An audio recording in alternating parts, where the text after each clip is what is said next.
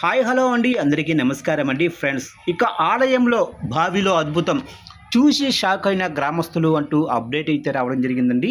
అయితే ఇందుకు సంబంధించిన పూర్తి వివరాలు అయితే మన వీడియోలో తెలుసుకుందామండి. వీడియో మాత్రం పూర్తి వరకు చూడండి ఫ్రెండ్స్, అప్పుడే మనకి పూర్తి సమాచారం అయితే తెలుస్తుంది. ఇక లేట్ చేయకుండా టాపిక్లోకి వెళ్ళిపోదాము. ఇక పల్నాడు జిల్లా వినకొండ నియోజకవర్గంలోనే ఇనిమెల్ల గ్రామంలో అద్భుతం జరిగింది. ఆంధ్రప్రదేశ్ ప్రభుత్వం చీఫ్ విప్ ఎమ్మెల్యే జీవి ఆంజనేయులు స్వగ్రామమైన ఈ ప్రాంతంలో పురాతన శ్రీ భవన్నారాయణ స్వామి ఆలయం అయితే ఉంది. ఇటీవల ఈ ఆలయ పునర్నిర్మాణ పనులు చేపట్టారు. ఈ క్రమంలో ఆలయ ప్రాంగణంలోనే బావిలో 7 విలువైన పంచలోహ విగ్రహాలు లభ్యమయ్యాయి. ఈ సంఘటన రాష్ట్ర వ్యాప్తంగా కూడా చర్చనీయాంశమైంది.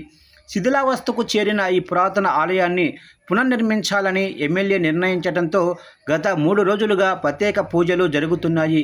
విగ్రహాల తొలగింపు ప్రక్రియలో భాగంగా ఆలయ ప్రాంగణంలోనే ఒక బావిపై ఉన్న భారీ బండ్లను తొలగించి నీటిని తోడుతుండగా ఈ విగ్రహాలు బయటపడ్డాయి.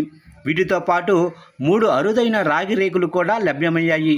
ఒకేసారి 7 విగ్రహాలు బావిలో లభించడంపై పలు అభిప్రాయాలు వ్యక్తమవుతున్నాయి. ఇక పూర్వం విదేశీ దండయాత్రల సమయంలోనూ లేదా దొంగల బారి నుండి రక్షించుకోవటానికో నాటి అర్చకులు పెద్దలు ఈ విగ్రహాలను బావిలో భద్రపరిచి ఉంటారని భావిస్తున్నారు. ఇక లభ్యమైన రాగిరేకులపై ఉన్న శాసనాలను పురావస్తు శాఖ అధికారులు పరిశీలిస్తున్నారు.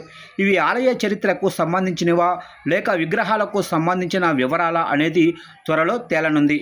ఎమ్మెల్యే జీవి ఆంజనేయులు స్వయంగా ఘటనా స్థలానికి చేరుకొని విగ్రహాలను పరిశీలించారు. దేవాదాయ, రెవెన్యూ, పురావస్తు శాఖ అధికారులు ఈ విగ్రహాలు ఏ కాలానికి చెందినవో తెలుసుకునేందుకు దర్యాప్తు చేపట్టారు. ఇక పవిత్రమైన పునర్నిర్మాణ పనుల సమయంలో ఇలా పురాతన విగ్రహాలు బయటపడడంతో గ్రామస్తులు దీన్ని ఒక శుభసూచకంగా భావిస్తున్నారు.